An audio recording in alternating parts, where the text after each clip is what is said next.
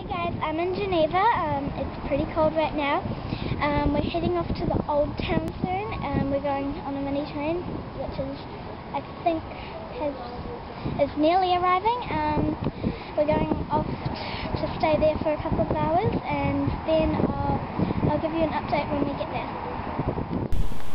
We were pretty excited to be heading to a medieval town, and we waited next to the lake for the train, which was very, very late.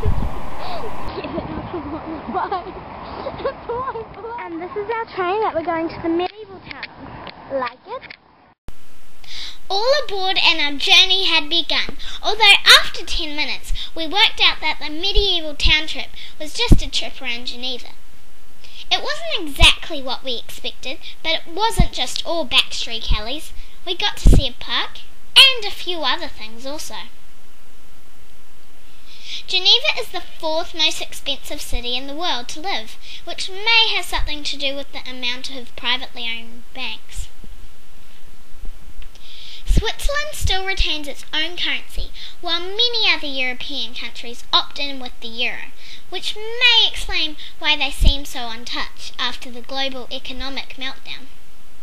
Countries who gave up their own currencies were offered incentives.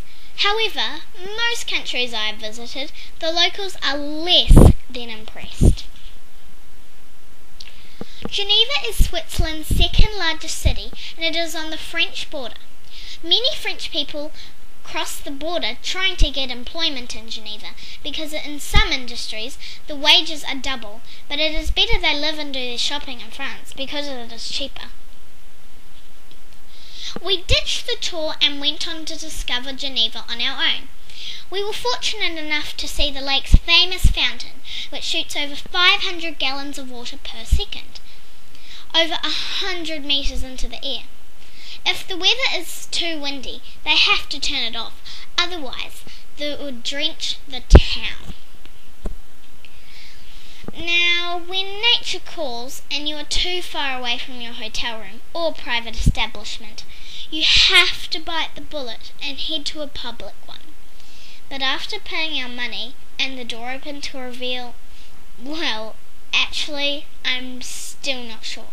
You would think such a wealthy city would invest in normal toilets.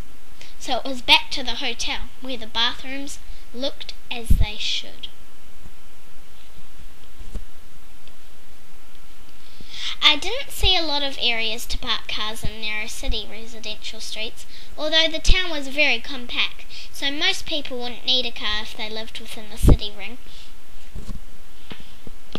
By the 4th day we had seen that Geneva had to offer.